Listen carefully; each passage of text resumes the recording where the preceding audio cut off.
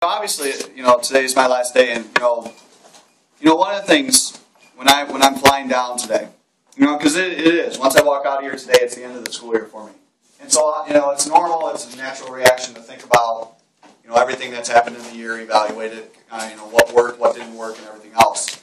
And the hardest thing about teaching seniors, especially with the classes that I teach, that's difficult is really for their reality purposes, probably the last I'm going to see some of you. We always say, it's a natural human tendency to say, we'll stay in touch and I'll come back and visit you. But the reality is some of you are going to, simply move on and you're never going to have a chance to come back, or you're not going to have the desire to come back. And so for me as a teacher, especially teaching these courses, which allows me to get to know you guys more on a personal level because of the material, obviously the caring aspect is never going to stop for me. That's the one thing, it's not like for me, once you guys graduate, I close the book, start over next year, and I don't have, the human ability of memory. Because from time to time, I'm going to wonder how you guys are doing. And, the hardest thing is, as I was alluding to earlier, is at this point, and I know this, you're protected at this point in your life. You really are. And some of you don't like that because you're in a bubble, but you're protected at home and you're protected in this school. Whereas, so to speak, you can't go too far away. And so that always, allows me to have a certain amount of confidence that I know you're always going to be here the next day. And the thing is, I know the life you're going to go into. I know the paths that are going to be waiting for you. I know the temptations that are going to be waiting for you. And I know for some of you, in fact, probably all of you, there's going to be rough times.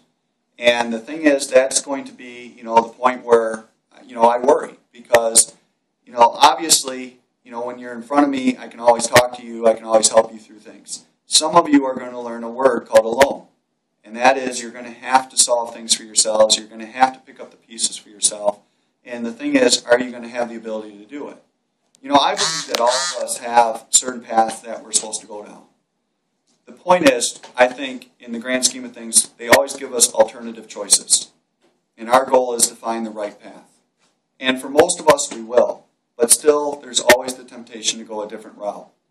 And that's the thing that, really, if I had to say anything to you on this last day, the one thing, very simple, that's going to get you through the next several years of your life is you. Is your beliefs. It's your determination. Your desire. Notice what I said. I said a variety of words, but I always use the word your.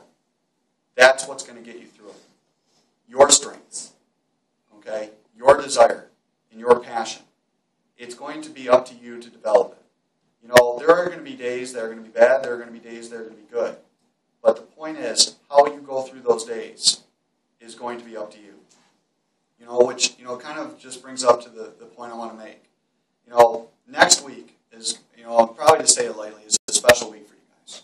Okay? It really is. But the one thing I want to point out to you guys as your teacher, you have one time. One time to go through this week. One time to go through prom. One time to go through graduation. One time to walk out of this school. And you never get that chance back again. Do not let petty things bother you next week. Don't let the fact someone's late picking you up, or someone didn't call, or someone didn't compliment you, or someone didn't do whatever, ruin this time.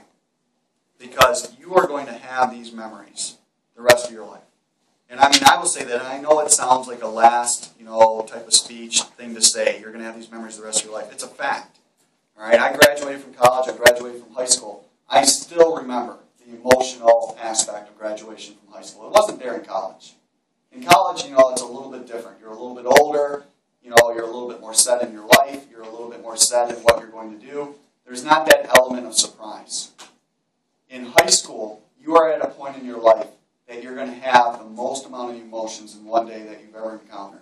Some of you are going to be, sad. Some of you are going to be excited. Some of you are going to be remorseful. Some of you are going to be scared. But you're never going to experience this fluctuation of emotions within one time period of your life ever again. And that is unique. Because you know why you have these emotions? Because you're moving on. One part of your life is over, and the next part's beginning. You don't have another opportunity to go through this period. And that's an element of life I've tried to teach you from the get-go in here. You have one time and one time only. Remember what I taught you about regret. Most people have regret. They have the thoughts ahead of time, but they choose not to do anything about it and accept the fact that they'll live in, regret, or they'll live in lack of, I wish I would have done better type of mentality. Don't allow that to happen next week. Just enjoy it, because it's only one time. And it's not, like most of your life, you've had multiple times to do things. This time, that's it. But there is one thing I do want to conclude on. And it's probably one of the more important things I've taught you guys. It goes with what I just said. When you go to graduation, there's a promise I want you to make. And I'm not going to be here, pointing it out to you as you file into the auditorium. Now, all right, I'm not going to be saying that. I'm going to be in the background watching.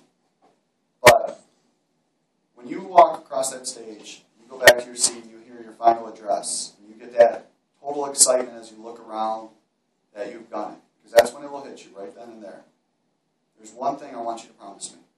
The people that are waiting for you, when you see them, you go right to them, and you say these words: I couldn't have done this without you. Obviously, when I graduated from high school, I was at disagreements with my family. But one thing that I have no regret about is when I walked out of the Silverdome, I've never seen my family so excited. I've never seen them so proud of me. And I remember, and I'm not a touchy-feely person. I don't say I love you a lot. I don't express myself a lot in terms of my feelings. But the one thing I remember saying to my mom as I hugged her is the simplest words, the most powerful words, the most understandable words. And that was, I love you. And I very rarely said that in my life. And I remember my mom saying it back to me. And all my dad had to do, because my dad was the type to just give me a look, and I knew he was proud of me. And so that memory, obviously at the time, didn't mean a lot. It was nice. But later in life, especially this time of my life, I play it back and forward over and over, because that was one of my happiest days of my life. So I want you to have that memory on file. Because you know what? We always assume people know what we think. We just assume our parents, our family know that we love them. But I will tell you this, and you are the same way as I am. Sometimes we need to hear it. And you have that opportunity. That's what I want you to do. And even with your friends, some of your friends have been there for you the last several years of your lives, where probably you might not be in the same shape you are if they weren't there. That's when you go up to your friends and you say the same. I couldn't have done it without you.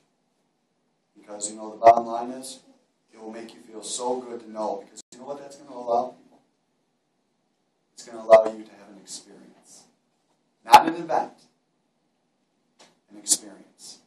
Because experiences are what redefine us. Experiences are what make us who we are. The experience of graduation is what's going to be the memory that you always will have. I'm very proud of all of you. Very proud of you. Because some might ask, well, how does a teacher define that? How does teachers define that? Some might define it with a grade point. Some might define it with taking a national exam. People might define it with, showing up to class on time. As your teacher, when I say that, which is nice to say, but most of you should say, well, why are you saying that to us? Because I know the different roads you guys could have taken. I know the temptations that you guys encounter every single day. I know the hardships you encounter, and I know the difficulties you encounter. So the fact that you chose to go forward and not backwards, and to walk across that stage, that's what I'm proud of. Because I hate to tell you this, but not every kid in America is going to have the mentality to graduate from high school, but also physically. You guys have that. And you know what? Yeah, all of you are getting the same diploma, but all of you have had different struggles to get that diploma. That's what defines you. what it's taken for you to walk across that stage.